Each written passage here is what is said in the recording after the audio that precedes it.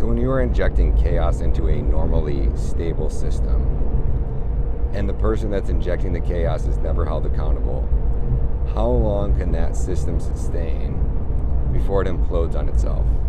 And let's take a look at the Biden administration. When you're injecting millions of illegal immigrants into our country, and then you are taking those illegal immigrants and then you're putting them in the welfare system, and then you are just injecting constant chaos into what was once a normal and stable system. We've seen how quickly that imploded. Now let's just say that they would have rigged that election, and that would have continued, and not only continued, accelerated over the next 4-year period. How much longer do you think our country would have been able to maintain before it imploded on itself? And I ask you that because everything that Trump has done so far has been by executive order, and not one person who's committed any of the crimes or caused that chaos to be injected into the system has been held accountable.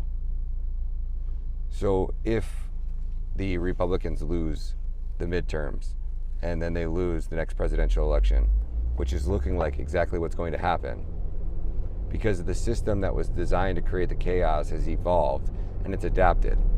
And the Trump administration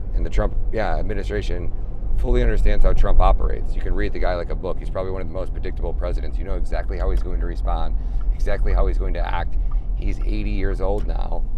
And then you have artificial intelligence, which can analyze and read and has studied every move that the man has ever made from the beginning of time. I mean, he's probably one of the most filmed celebrities in all of US history. And when you combine that with artificial intelligence and these predictive models, I mean, our government is able to war game out scenarios in real time. And then you can take those real world inputs that you're studying, and then they can get smarter, and they can predict, and they can coordinate, and they can script, and they know exactly how you need to play the game to manipulate somebody.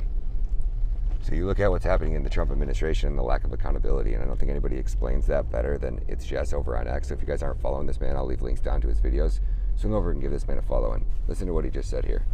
Another day and we've got another list of corruptions and evil shit out of the DOJ, FBI, and CIA. We'll start off with Candace. Yeah, Bill Barr's daughter, who was in the DOJ, Project Veritas, has leaked her emails that she was telling people we've got to blackmail Candace ASAP. And what are the consequences for Bill Barr's daughter? Nothing, right? No consequences for Bill Barr for covering up for Epstein either. Then you got the FBI out there. Thomas Massie did a podcast and says that Kash Patel's staff came to Thomas Massie's staff and threatened them with all kinds of investigations and harassment if they didn't stop talking about the J6 pipe bomber. Accountability for that? Nope, none, zero. The CIA